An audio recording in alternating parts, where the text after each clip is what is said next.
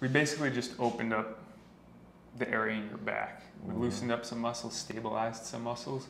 So the last thing I would want, this is why I have you do that position, because that's like one of the best positions after the program. The last thing you want to do is go like sit slouched in a chair somewhere or something like that, or like sit in a car where you're like hunched over. I'm going walking now.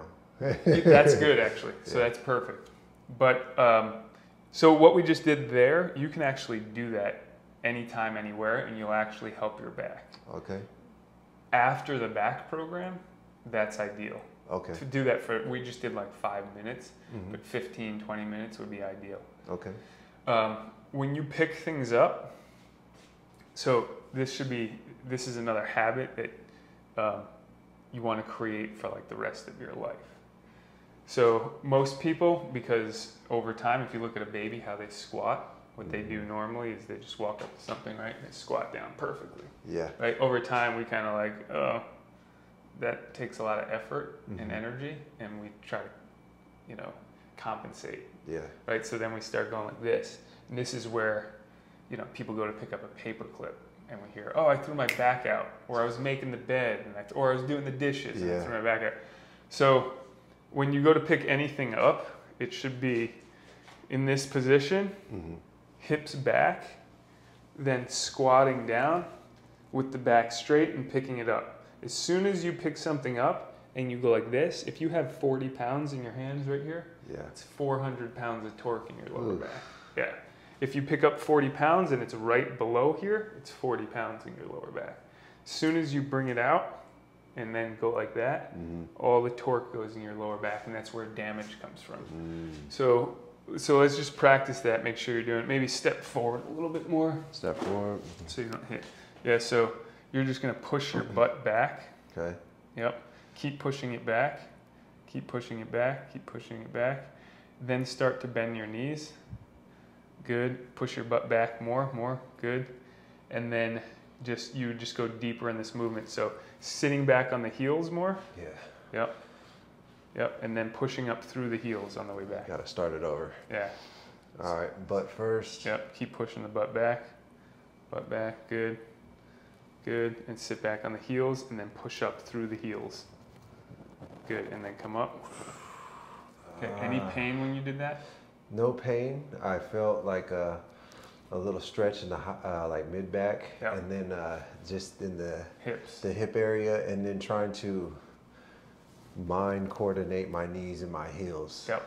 Yeah. So just doing that movement, actually, how you got down deep, that's pretty good that you can get that deep. Most people are locked up and they can't. That will help your back. But first we'd want to do this, and then you'd progress to actually doing what we just did properly, and just doing those movements. Okay. You'll start to get stronger in that movement, and then it'll be easier to pick things up. For sure. All right. Okay. Yeah. So sitting back on the heels, push the hips back.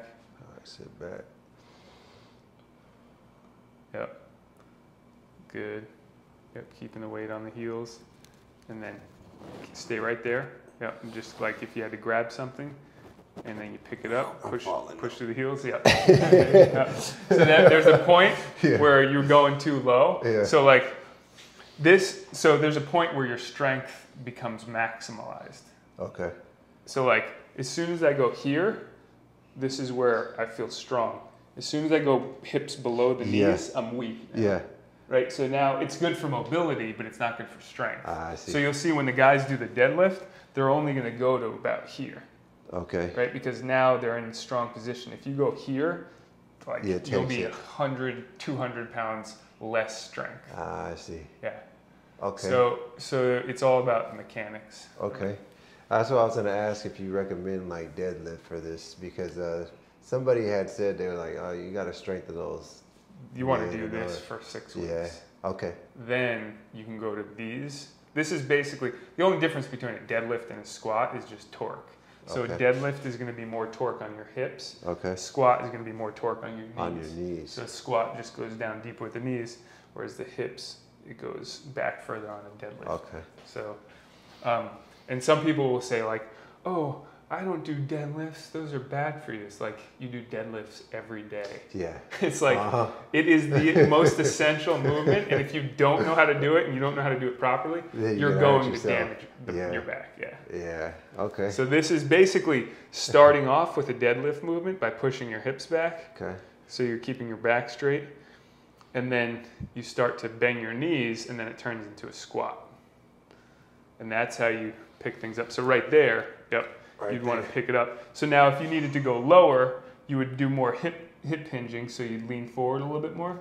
Good, but without arching the back. I see. Does that make sense? Yeah. Yep. And now you keep the integrity, and then now you pull up. And then your back is good. It's protected. Not only is it protected, but you're actually getting stronger through the movement while you protect your back. So the next time you can pick up heavier things without damaging your spine. Exactly. Does that make sense? Yeah, muscle and mind memory too, because now you get it. You get the motion. Like before, I've tried this, but I've never gotten the whole butt hip movement down. Yeah. You know, and like now it's taken me deeper into this squat. You know. Yep. So now it's just a matter of repetition. But before you start doing that, you want to continue doing this. Eventually, you can start to do this and then do the squats. Okay. And then you'll just get better and stronger.